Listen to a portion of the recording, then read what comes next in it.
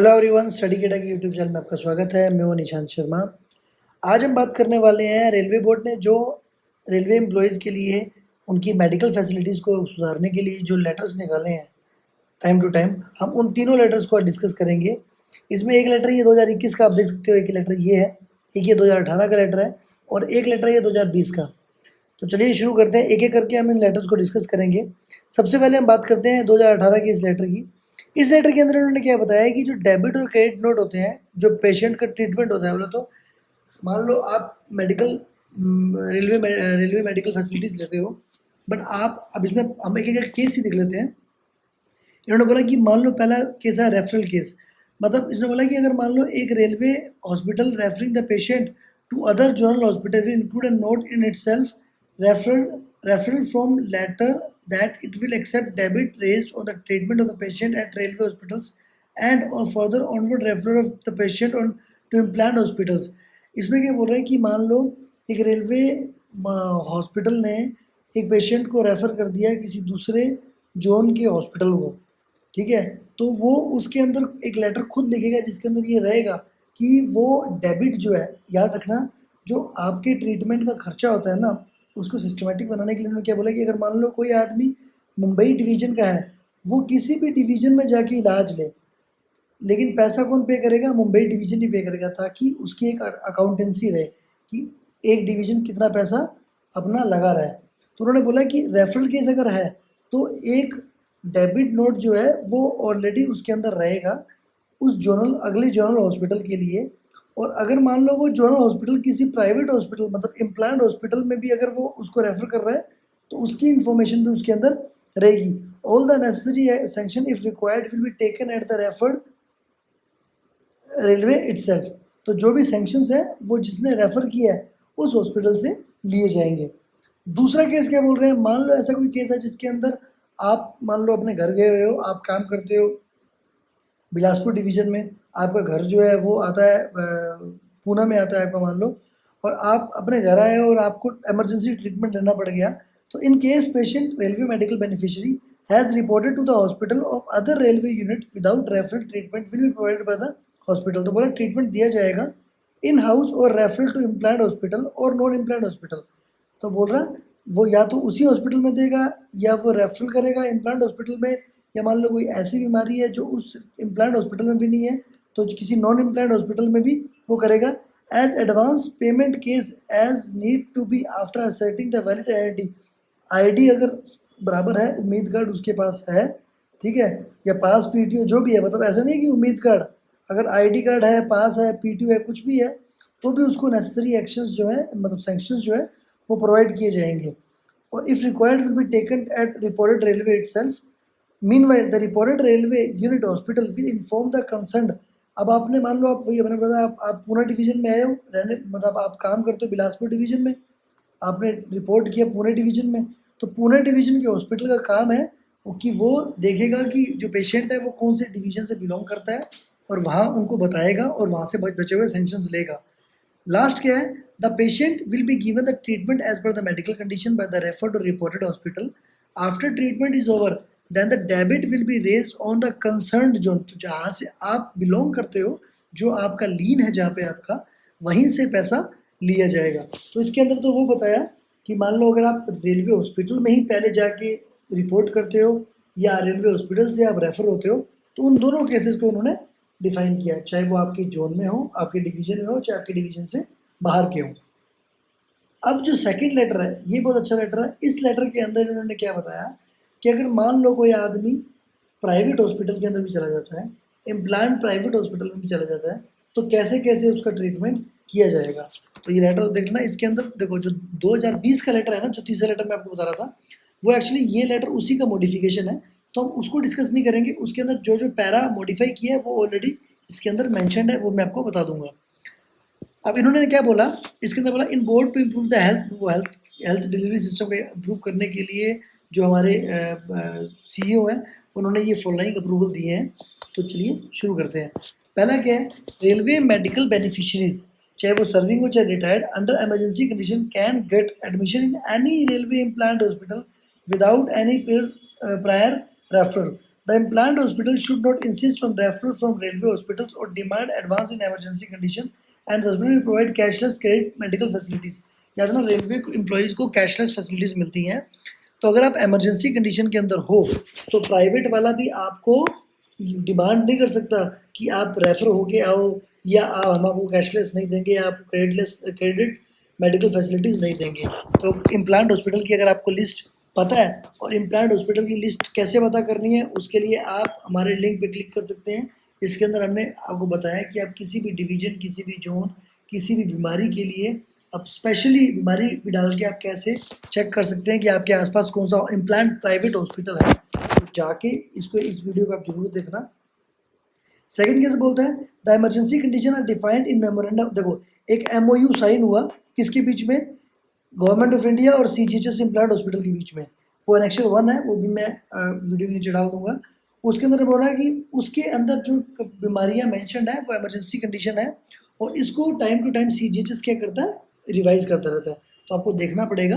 तो अगर आपके अगर आप किसी बीमारी से ग्रसित हो तो आप देख सकते हो एनेक्चर 1 के अंदर जाके कि क्या वो आपकी बीमारी इमरजेंसी कंडीशन के अंदर आती है। अगर आती है तो उसके बाद आप क्या करो, जो हमारी दूसरी वीडियो है उस वीडियो को आप देखो, और अपने आसपास जो, या आपके घर के आसपास जो जहाँ आप काम करते हो या जहाँ आपका घर है, आप इन 2 जगहों पे यूजुअली होगे, तो आप वहाँ आपके कौन कौन से हॉस्पिटल है जो उसके अंदर आते हैं, तो आप उनकी लिस्ट, बिकॉज बीमार मतलब आग लगे उसी टाइम पे कुआं खोदो, ये वाला काम नहीं करना चाहिए। अगर आपकी बीमारी कोई क्रॉनिक डिजीज़ अगर आपको है तो ये प्रिपरेशन आपकी पहले ही रहनी चाहिए, और आपके आपके फैमिली मेम्बर्स को भी पता रहना चाहिए कि अगर ऐसा कुछ हो गया तो कहाँ पर लेके जाना है।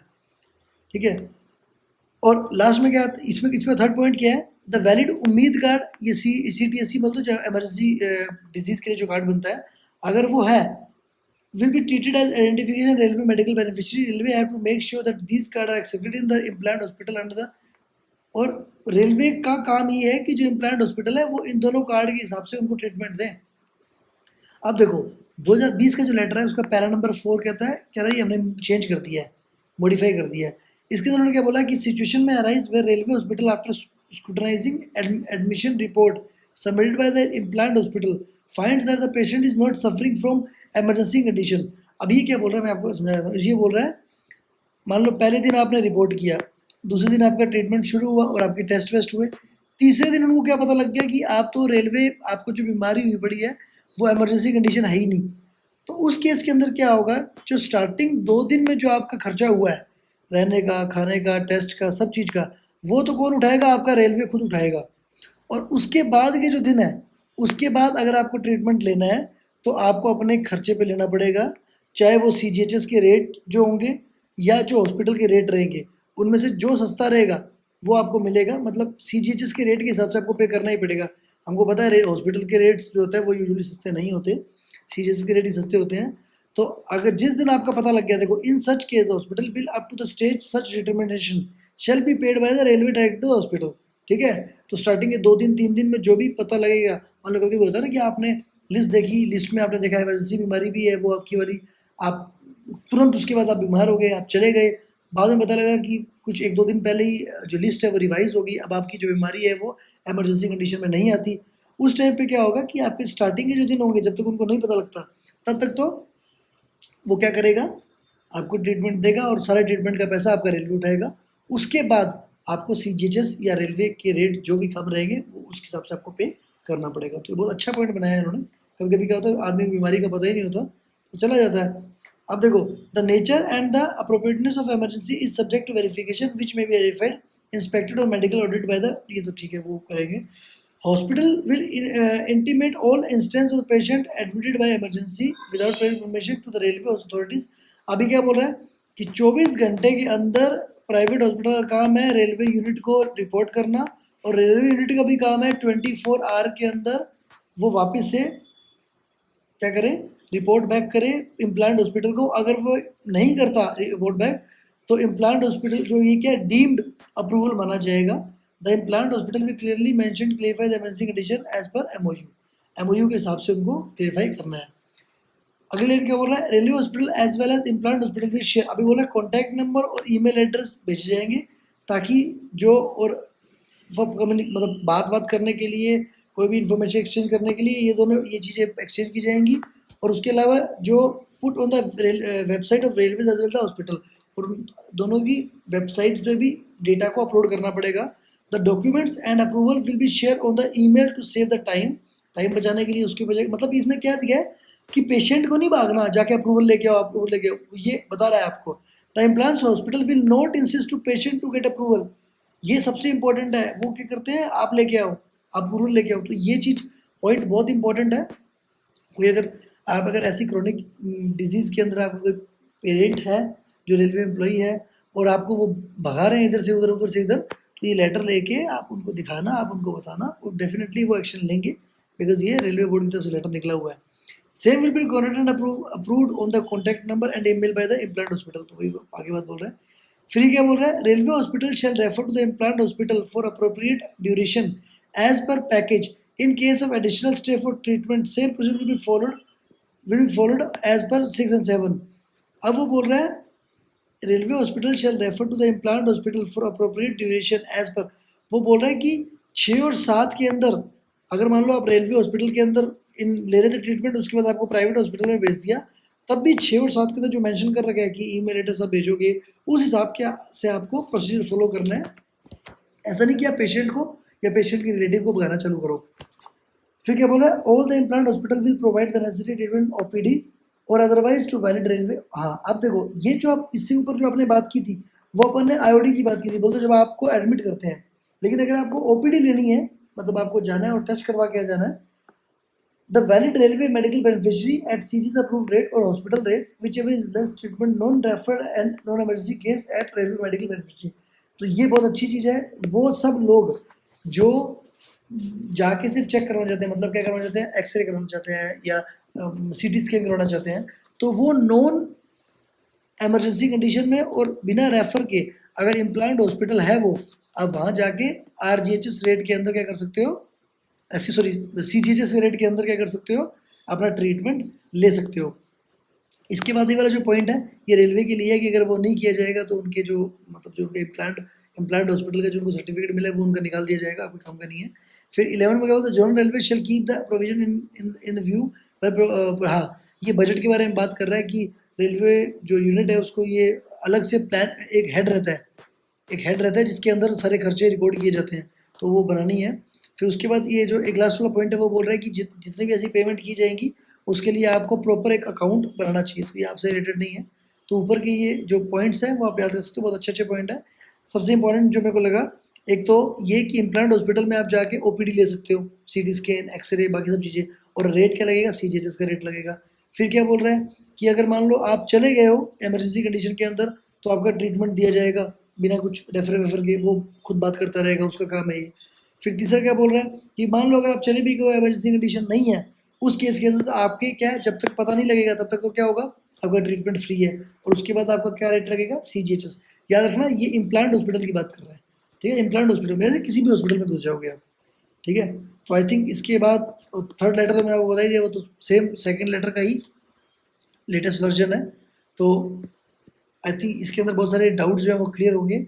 हमारी जो वीडियो है जिसके अंदर हमने हॉस्पिटल्स के बारे में बताया है, कौन कौन से इम्प्लांट हॉस्पिटल्स हैं, उनको भी आप जाके देख सकते हो। और कोई भी नया लेटर अगर आता है मेडिकल फैसिलिटीज़ को लेके, तो हम डेफिनेटली हमारे स्टडी कीड़ा के चैनल पे लेके आएंगे। एक हमारी वेबसाइट है जो है studykeeda.co.in, एक हमारी एप्लीकेशन है स्टडी कीड़ा जो आपको प्ले स्टोर पर मिल जाएगी, दोनों पे जाके आप विजिट करें, आपको बहुत सारी इन्फॉर्मेशन मिलेंगी। और कोई डाउट है तो वीडियो के नीचे कमेंट मारें। Till then, thank you, bye bye, शब्बा खैर।